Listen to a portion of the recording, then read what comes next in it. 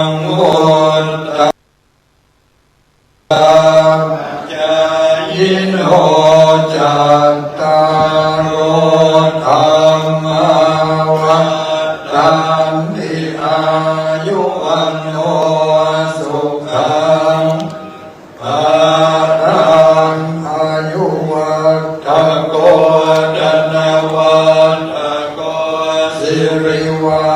ฏโกยัสสวัฏโกละวัฏโกวันนาวัฏโกสุขวัฏโกโหตุสัพพทานุกโลกพยาเวรากาสันตุจุปัฏฐวาเนกาอันตรายาปิวินาสันตุจเตจัสสะชยสิทธิดานังบาวังโสติปักยังสุขังวลังสิริอายุจวันโนจะโพโมติจยสวาสัตวาจะจะอายุจะจิวสิทธิภวันตุเตภวตุสัพกัลลังลังกันตุสัพพเทวตาสัพพพุทธานุภาเวนัสสัทธาสุติภวันตุเต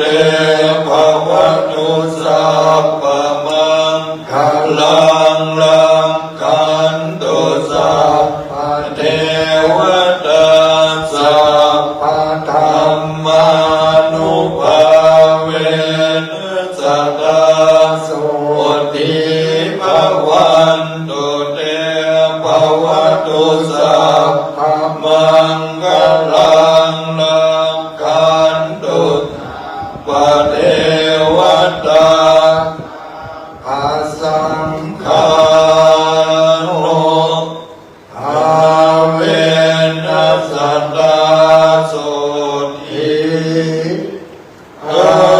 วันตุเตดูสาธุสาธุพออาจารย์ก่อนเนาะเพราะว่าตอนปีดีโยยอนตุสัพพะโลโกวินาปัตตุมาเตภวะตนตระโยทุกขีวิกายุโขภวะอภิวาทานาทีริกติจังพุทธาปัญญานิโรธปัตโลธรรมาวัฏันติอายุวันโนสุขังวัฏลังตอนนี้ไปก็ขอการทุกคนคณะประธานทั้งหลายได้อาจจะเดินเมตตาภาวนาทั้งกับเรื่องก่อนที่เราจะว่าอีกการภาพรวมน้ำเป็นลำดับต่อไปเรียนเชิญปฏิบัติครับ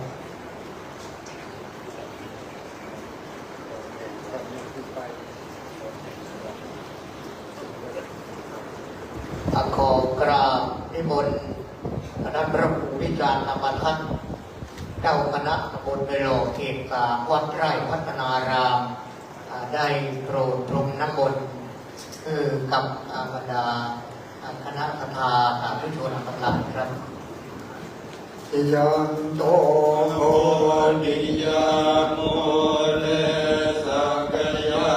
นังนันทิวาตโนเอวังกวังวิจโยโหหิจยาสุจยมังคะเลอะปัลลาจิตาปันนาเกจิเสปะดาวิโภคะเลกิเจเกสะภ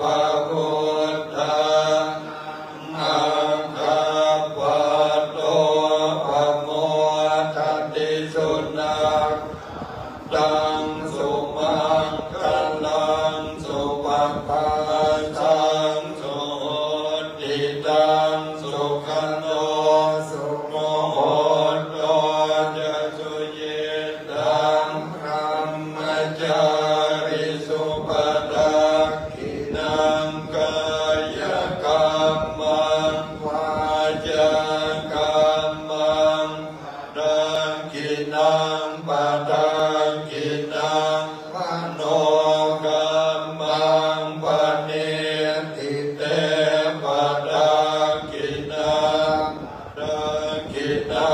นิกาตวานาลาพันตาเทวรากิเน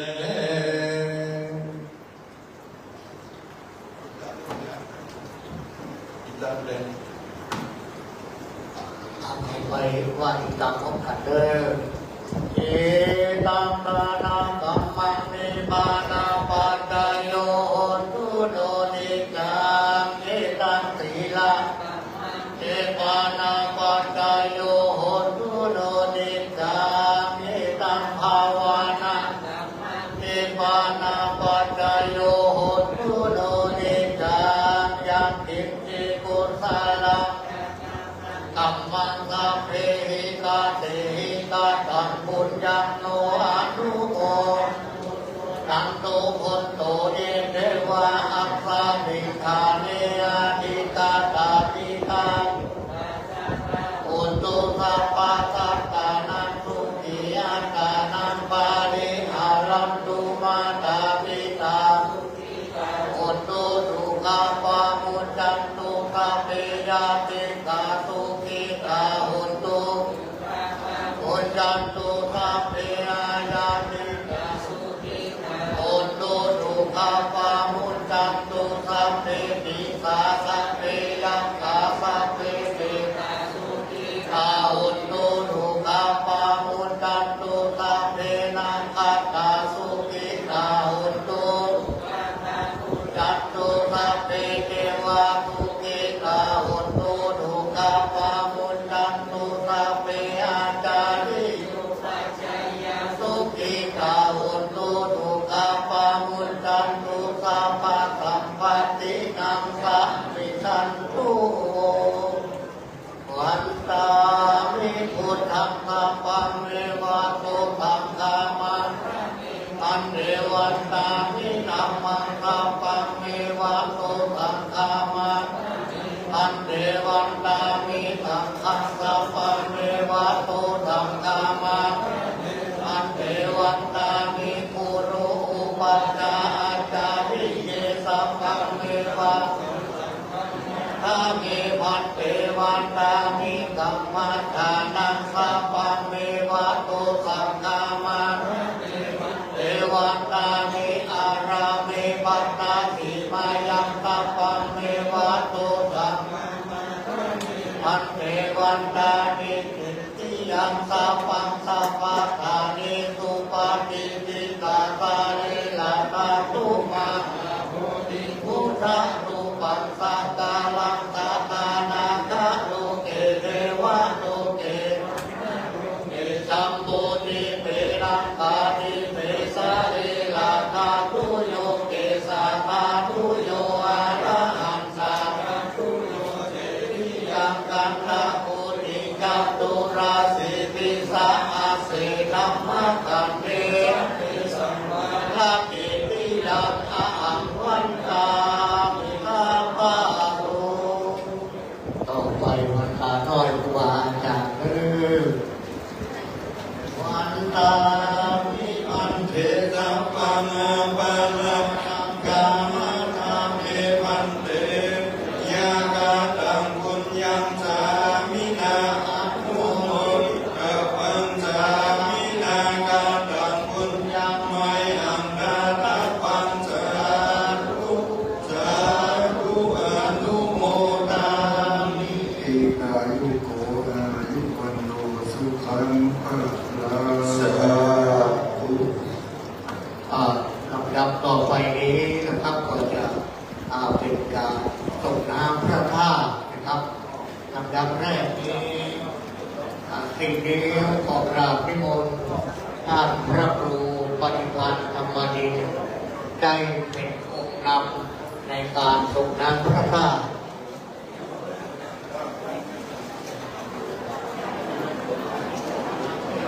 กราบนิมนต์หลวงพ่อพระครูสาธุกิจนันท์หลวงพ่อเจ้าคณะอำเภอยอยโลได้ส่งน้ำพระบรมธาตุขอกราบนิมนต์ครับ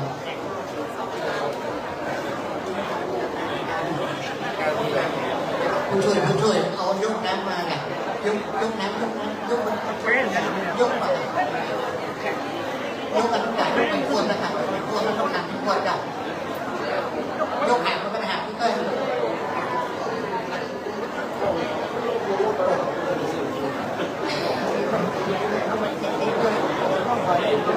ที่การกุลจักรต่อการส่งน้ำพระเจ้า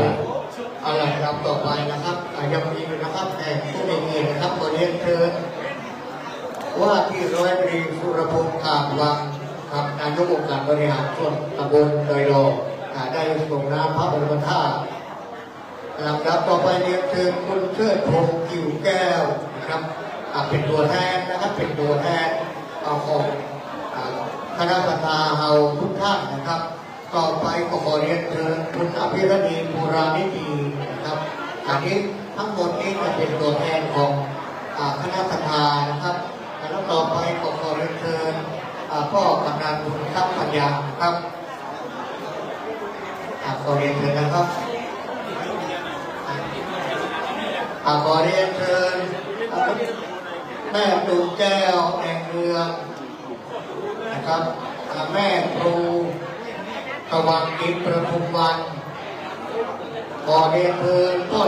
เกษดาวันครับเพื่อนเราไปยืนพี่บางกล้องขอเรียนเชิญแม่กาเดือนใสคุณแม่เดินเพ็ญเพ็ญวาขอเรียนเชิญคุณกนกพิษไทยนา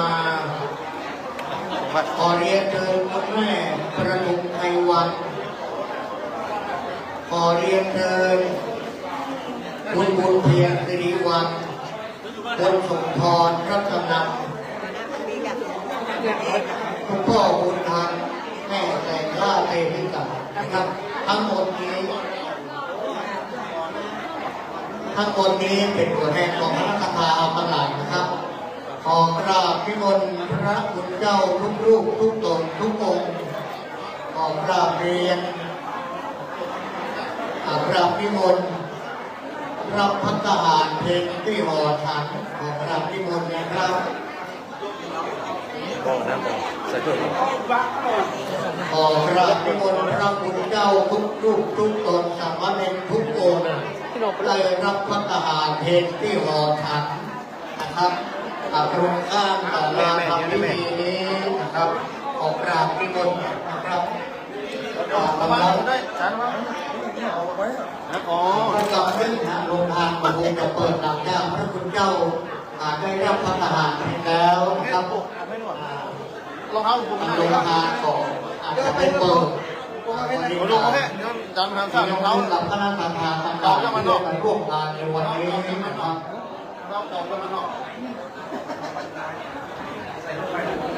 ขอทุกคนนะครับเริ่มประกาศด้วยฉันก็เป็นของเพลงที่หอฉันช่วงเวลานี้เวลาสักหน่อยแต่ก็ได้การรักษาทุกคนสามารถนำว่าความโบราณได้ผู้เรียนจากพบปะกับพี่น้องกันหลายด้วยที่กองบริการที่ไม่ยอมได้พระจะไปทำบุญกับสามารถได้เอารับบัตรเดินทางวัดสันเนียงก็จะเดินก่อนเริ่มที่หมดนะ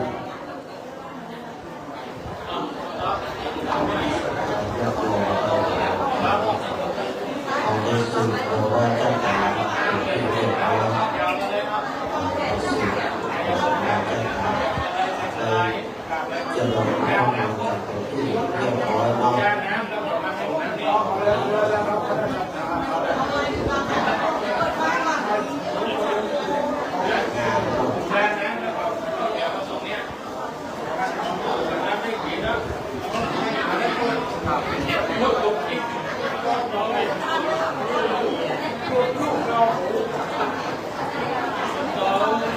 ปูผสมกันปูอยู่น้อยกันปูผสมอยู่น้อยกัน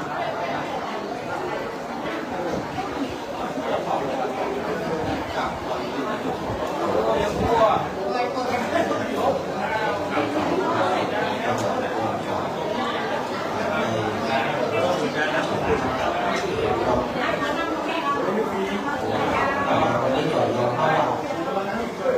รถประจักษ์ที่บอกนอกสถานที่ลงมันหมด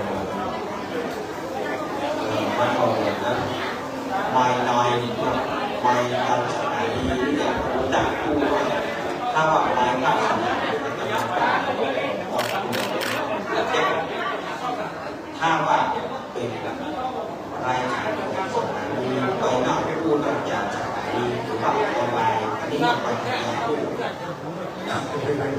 สลายยาดีว่าถ้าจะเอาไม้พักสนามไม่ต้องขอมองตัวเขาว่าทำปัจจัยทำปัจจัยแต่ละมันเอาสลายยาดีทำให้ตัวอะไรอันนี้ก็ใช่แมทของพวกผมเลยนะเรื่อ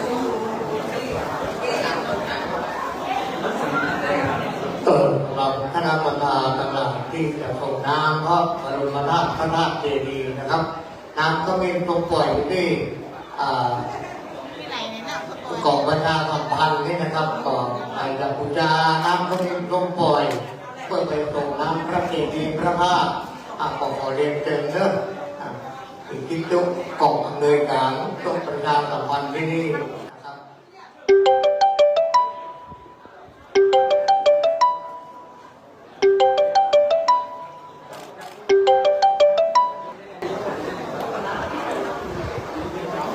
ตอนนี้ลุงพานเปิดกันเด้อผมเรียนเชิญบรรดาคณะกรรมการสาธุชนเราทั้งหลายนะครับได้ร่วมรับประทานอาหารหรือว่ากินข้าวน้ำจ้ำข้าวตอนกันนะครับที่โรงทานนะครับเพราะวันนี้เรามีโรงทานคณะใน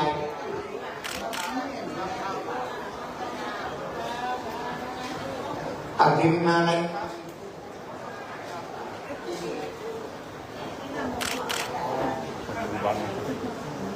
สำหรับทีมงานของผู้บริหารองค์การบริหารส่วนตำบลโดยรวมนะครับนำโดยท่านว่าที่ร้อยตรีสุรพงศ์กาวังนายกองค์การบริหารส่วนตำบลโดยรวมและขอเรียนเชิญก็กำนันคุณครับเลยนะครับกินข้าวน้ำข้าวตอนรับประทานอาหารที่ของอำนวยการนะครับขอเรียนเชิญเด้อทีมงานของนายกองค์การบริหารส่วนตำบลโดยรวมแล้วก็พ่อกำลังบริแขกผู้ใหญ่บรินะครับขอเรียนเชิญนะครับที่ของอำนวยการของอำนวยการนะครับคนใดที่อยากไปส่งน้ำพระบรมธาตุการน้ำเขามีกำปล่อยในเด้อมีที่ของอำนวยการนะครับด้านหลังของอำนวยการนะครับสำหรับอาหารของทีมงานขององค์การบริหารส่วนตำบลโดยรวมและพ่อกำลังบนทัพและพ่อกำลังดูดินหลายๆท่านหลายๆคนนะครับที่เป็นที่ใหญ่นะครับที่ได้ให้เกียรติมาร่วมงานในวันนี้นะครับขอเชิญเด้อขอเชิญมารับประทานอาหารกลางวันหรือว่ากินข้าวตอนนะครับที่เรานำเข้าของบริหารนะครับแล้วก็รับธรรมาท่านใดเป็นนะครับที่อยากจะส่งน้ำพระธาตุเจดีย์นะครับคุณยาเอาน้ำเข้าเป็นต้นปล่อยนะครับที่เราของที่ของในการที่ได้นะครับ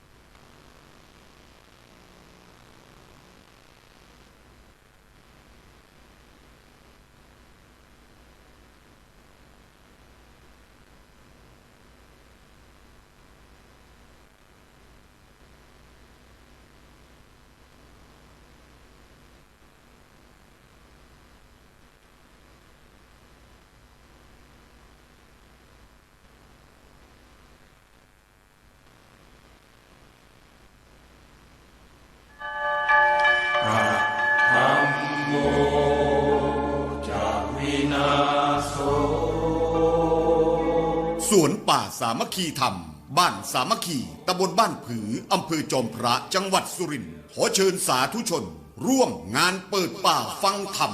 ในวันที่ 14 และ 15 ธันวาคม พุทธศักราช 2567 กำหนดการ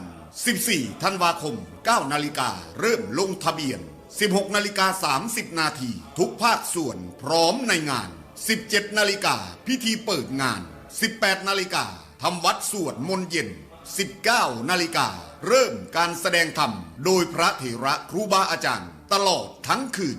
15 ธันวาคม 4 นาฬิกาทำวัดสวดมนต์เช้า 5 นาฬิกาพักทำกิจส่วนตัว 6 นาฬิกา 30 นาทีทำบุญ